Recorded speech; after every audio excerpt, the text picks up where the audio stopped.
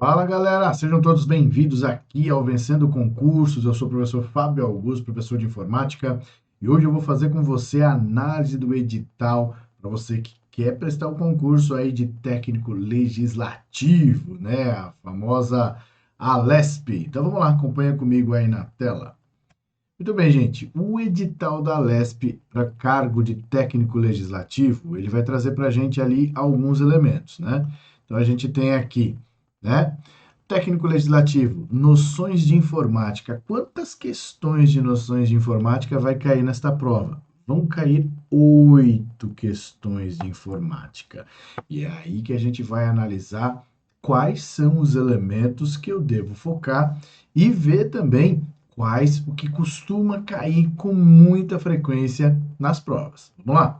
Então, fazendo a análise do edital aqui, eu separei para você o edital onde nós temos ali noções de informática e o primeiro assunto a ser tratado aqui é o Windows 10.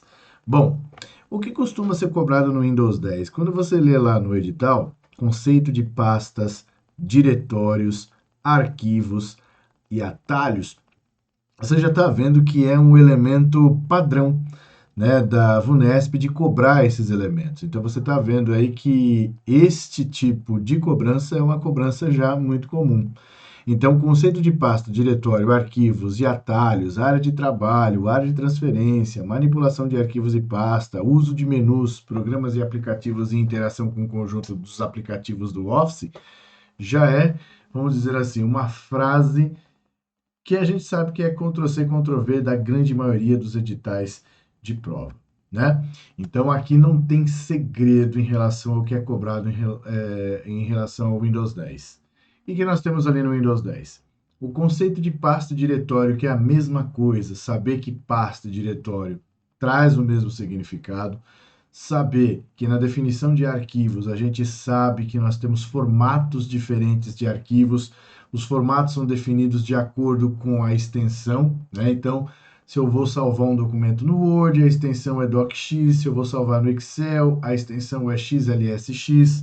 Saber que dentro de uma pasta eu não posso ter dois arquivos com o mesmo nome da mesma extensão, ou seja, do mesmo formato, do mesmo programa. Então eu não posso ter um arquivo lá dentro da pasta chamado casa.docx, né? E casa.docx, não dá. Ele vai sempre perguntar para você o que você deseja fazer ou avisar que você já tem um arquivo lá com aquele nome, né? Se você vai substituir ou não. Então isso você pode ter arquivos com o mesmo nome desde que tenha extensões diferentes. Isso é uma constante nas provas, isso tem caído muito. Outro elemento que a gente tem aqui é a definição de área de trabalho e a definição de área de transferência. Muita gente confunde uma coisa com a outra. A área de trabalho é uma pasta que a gente tem aqui no nosso computador que permite que a gente possa abrigar arquivos e pastas. Esses arquivos e pastas geralmente ficam na tela inicial do computador, que é a área de trabalho propriamente dita, né? Só que a área de trabalho, além de permitir que a gente armazene esses elementos, também permite que a gente faça o quê? A personalização do plano de fundo, onde você pode trocar o papel de parede. Então, ela tem dupla função. Função de abrigar arquivos e pastas que a gente desejar e também de personalização o que da tela inicial do nosso computador. Fechou? A área de transferência é uma coisa totalmente diferente. Como o próprio nome já diz, a área de transferência é uma área onde você vai fazer a ação de copiar ou recortar. Então, quando eu copio, quando eu recorto alguma coisa, eu mando para algum lugar. Para onde que eu estou mandando? Para a área de transferência. Essa área em si, ela está ali presente, aguardando a ação de colagem, que você pode colar em um determinado programa, que você pode colar, se for arquivo, em uma outra pasta e por aí vai. Beleza? Então, não confunda uma coisa com a outra. Depois nós temos a história da manipulação de arquivos, que é justamente aquilo que a gente comentou já na questão do formato do arquivo, né? A manipulação de arquivo é a ação de copiar, colar, recortar, mover com o mouse, né? Então, quando eu faço a ação de arrastar, são esses elementos que podem aparecer na sua prova. Lembrar que quando eu arrasto, né, um arquivo que está no meu computador para uma pasta que também está no meu computador, eu vou mover. E isso em prova ele é colocado da seguinte maneira: quando eu arrasto um arquivo entre pastas que estão no mesmo disco, o que acontece? No mesmo disco ele move discos diferentes. O que ele faz? Ele copia. O que seria um disco diferente? Um pendrive, um HD externo, né? Então, quando você arrasta, aí você vai fazer a ação de copiar. Quando é no mesmo disco, você arrasta, ele vai fazer a ação de mover. Beleza? Além disso, ele traz ali para a gente uso dos menus, programas e aplicativos. Uso de menus, programas e aplicativos, ele está citando os programas que estão dentro do próprio Windows 10. É aí que a gente tem o bloco de notas, que a gente tem o WordPad, que nós temos o Paint. Então, é importante conhecer os menus destes programas? Sim, porque eles podem cobrar em prova. Lembre-se, nessa prova são 8 questões, então ele pode explorar isso aí de uma maneira, né, significativa. Fechou? Aí, voltando para cá, olha lá, nós temos o outro assunto que é cobrado, que é o Word 2016. Quando ele traz aqui o Word 2016, ele vai trazer também os elementos básicos, estrutura básica dos documentos, edição de formatação de texto, cabeçalhos, parágrafos, fontes, colunas, marcadores simbólicos e numéricos, tabelas, impressão, controle de quebras e numeração de páginas, legendas, índice, inserção de objetos, campos pré-definidos e caixas de texto. Aqui eu vou pegar até destacar texto para você ver o seguinte. Ó. Primeira coisa, o que é o elemento-chave para se saber dentro do Word? Formatação de textos. O que é a formatação de texto? Formatação de parágrafos e formatação de fontes. O que isso quer dizer? Isso quer dizer o seguinte, que você precisa saber nas formatações de fonte, que na fonte a gente pode aplicar estilos, que é o negrito, o itálico, o sublinhado, que na fonte nós podemos aplicar também efeitos, que é o sobrescrito, o subscrito, o taxado, e que também lá no parágrafo a gente pode mexer nos alinhamentos. Alinhamento à esquerda, à direita, centralizado, justificado. Lembrar que agora nós temos uma cobrança muito significativa nas provas de que quando a gente tem o alinhamento à esquerda e o justificado em algumas situações, eles são idênticos, né? Principalmente quando a gente tem pouco texto. Então, se você alinhar à esquerda, centralizar e depois colocar justificado e é pouco texto, você vai ver que ele vai ter a mesma aparência do alinhar à esquerda. Então, tem que ficar muito esperto em relação a essas formatações. Outro elemento que tem aparecido com frequência nas provas é a presença de formatação de caixa de texto. Olha lá. A caixa de texto ela está aparecendo aqui como o último item do Word e que acaba ficando despercebido. Mas nós podemos inserir caixas de texto dentro do nosso documento e essas caixas de texto elas podem ter ali, de acordo com as opções, uma nomenclatura. E essa nomenclatura tem aparecido nas provas, então é importante a gente dar uma atenção especial para isso, tá certo? Bom, outros elementos que às vezes aparecem, a história dos ícones dos marcadores simbólicos e numéricos, saber que a gente tem ali marcadores para fazer tópicos e que nós temos a numeração para fazer sequência numérica e alfabética, né? Nós temos também questões que envolvem a impressão de documentos no Word. O que eu faço para imprimir páginas separadas? O que eu faço para imprimir intervalo de páginas? Então, isso geralmente aparece nas provas. Beleza? Em relação ao senhor Excel, o Excel está aqui, ó. Ele traz lá estrutura básica das planilhas, conceitos de células, linhas, colunas, pastas e gráficos, elaboração de tabelas e gráficos, uso de fórmulas, funções e macros, impressão, inserção de objetos, campos pré-definidos, controle de quebras e numeração de páginas e obtenção de dados externos, classificação de dados. Bom, o que nós vamos destacar aqui? Vamos destacar, claro, o elemento-chave do Excel, que é justamente o uso de fórmulas e funções. Isso daqui é algo que a gente precisa saber, não tem como fugir.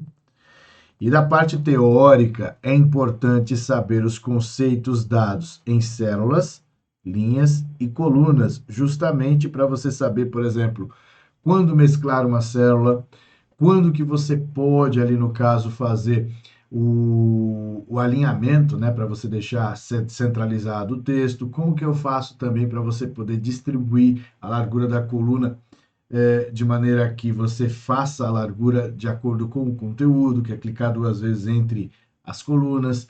Então, esses conceitos têm aparecido em prova. São conceitos simples, mas cai na prova, é importante saber. Outro elemento é isso aqui, ó. A gente precisa sim saber classificar dados, ordenar, por exemplo, em ordem alfabética e também fazer a classificação personalizada, né, onde você coloca ali a ordem de acordo com o que é definido, né? E geralmente aparece uma ou outra questão sobre impressão, né? Agora no Excel. Então, esses elementos teóricos aqui, quando cobrados, são desta maneira, tá? Agora, o carro-chefe mesmo, que a gente sabe que sempre aparece nas provas, é o uso de fórmulas e funções. Fechou? Bom, depois nós temos aqui o último item presente aí no edital, que é o correio eletrônico. O correio eletrônico ele vai trazer ali a base comum que a gente sabe, né, que é justamente o preparo e envio de mensagens, aquela história do campo para, do campo CC, do campo CCO, a anexação de arquivos, o que eu posso anexar, o que eu não posso anexar, né? Se eu posso anexar elementos que são do próprio correio eletrônico, no caso, sempre é cobrado ali o Microsoft Outlook. Então, item do Outlook, qual o ícone que a gente traz para identificar quando você tem o anexo de um item do Outlook e quando você tem o anexo de um arquivo. Existe essa separação? Existe. O anexo do arquivo aparece o ícone do Clips. O anexo de item do Outlook, que pode ser o próprio e-mail, aparece o Clips com um envelope junto, né? Então, esse ícone representa item do Outlook, que pode ser um cartão de visita, pode ser o seu agendamento, né? O seu calendário, eles falam calendário, mas na realidade você está mandando ali o seu compromisso, né? O que você tem ali de compromisso na agenda, para que a pessoa possa, ali no caso, até verificar se você tem disponibilidade para fazer ali uma reunião ou não. Né? Então, isso aí são os elementos básicos que a gente tem em relação a correio eletrônico. Depois disso, olha lá, nós temos a internet. Eu sempre classifico correio eletrônico e internet como uma coisa só. Então, o ato de você usar o e-mail, não dá para você usar sem internet. Então, internet, navegação de internet, onde ele vai trazer ali, no caso, os navegadores comuns que são cobrados na prova. Google Chrome e agora, como a gente tem o Windows 10, claro que a gente vai ter a presença do Microsoft Edge, né? E aí vem conceitos de URL, links, sites, busca e impressão de páginas, que é raro acontecer, mas como está presente aqui no edital, pode aparecer uma perguntinha de você imprimir páginas da internet que segue o mesmo parâmetro aí utilizado no Word. Então você não vai ter nenhum tipo de dificuldade em relação a isso. Certo, gente? Então, esses são os elementos que estão presentes aí na sua prova para a Alesp, né? Então você já sabe que esses elementos que estão destacados são elementos que a gente tem que dar um enfoque um pouco maior. Isso significa que os outros eu tenho que desprezar? Não, isso significa que os outros você pode sim estudar, né? E é claro que se você encontrar questões relacionadas sobre o assunto, sempre vai ser melhor para você assimilar o seu conteúdo. Lembrando que não é interessante pegar questões apenas da organizadora que é da Alesp. Você tem que pegar questões de qualquer organizadora que traga os mesmos assuntos, que aí você vai testar se você domina o assunto ou não. Muita gente pega questões só da organizadora da prova e de tanto fazer isso, memorizou. E aí o que acontece? Na hora de fazer a questão, pensa que está acertando, mas na realidade você decorou aquilo lá, você sabe a resposta porque você já viu aquilo várias vezes. Então, não. Pegue questões Mesmo assunto, mas de bancas diferentes para testar se você domina aquele assunto. Como que eu faço para dominar o assunto? Fácil. Olha só. Nós estamos aqui no Vencendo Concursos lançando o curso Gabaritando a LESP Técnico Legislativo. Então, se você quer ser servidor da Assembleia Legislativa do Estado de São Paulo, você pode adquirir o nosso curso online. Nosso curso online traz ali para você, primeiro, acesso imediato, uma grande vantagem que você tem do curso assim que você adquirir. Você tem acesso ilimitado, então você não se preocupa, eu não consigo estudar agora, não tem problema, você pode estudar mais tarde, mas o quanto antes estudar, melhor. Você tem ali, ó, todo o conteúdo, teoria e questões comentadas. Você tem o material em PDF. E nós do Vencendo Concursos não deixamos você desamparado. Você tem a revisão de véspera, então um dia antes da sua prova, nós, professores, estamos aqui fazendo uma revisão, trazendo para vocês os pontos chaves daquilo que você precisa estar preparado para a sua prova. E temos também o acompanhamento, né? O acompanhamento para ver como que está ali o progresso do seu estudo, beleza? Então, não perca tempo, adquira hoje mesmo aí o seu curso Gabaritando a LESP Técnico Legislativo. Qualquer dúvida que você tiver em relação ao que o curso oferece, você pode mandar mensagem aí para o pessoal aí do Vencendo Concursos, que vai entrar em contato, né, vai responder para você prontamente e vai trazer e esclarecer toda e qualquer dúvida que você tenha, tá? Nós estamos aqui fazendo o lançamento desse curso da seguinte maneira, galerinha. O primeiro lote, ele está trazendo ali para a gente apenas por 347 que você pode pagar em 12 vezes, né, de 34. Mas esse lote vai terminar agora dia 15 do 3, então corra. O segundo lote, ele também vai trazer ali para você com uma promoção, mas o valor já mudou, né? É para 397, com 12 parcelinhas de R$ 39,00, que vai de 16 do 3 até 5 do 4. E o terceiro e último lote já vai trazer o valor cheio de 497, né? Ou 12 parcelinhas de R$ 49,00 a partir de 6 do 4, tá? Mas olha que promoção incrível que nós estamos fazendo para você adquirir hoje mesmo. Esqueça esse valor aí, né? Vamos fazer por 297 e 12 parcelinhas de R$ 29,00. Então, galerinha, fala a verdade, R$ 29,00 por mês para você ter ali todas as informações necessárias para você gabaritar na sua prova. Então não perca tempo, clique no link que está aqui na descrição desse vídeo e faça agora mesmo a sua inscrição e comece a estudar já. Largue na frente, deixe as pessoas que ainda não estão se preparando para a prova para ficar fora da quantidade de vagas que a gente tem. E aí, você estudando com a gente no Vencendo Concursos, eu tenho certeza que aqui você vence. Fechou? Então, eu paro por aqui. Um forte abraço para você e até a próxima. Valeu!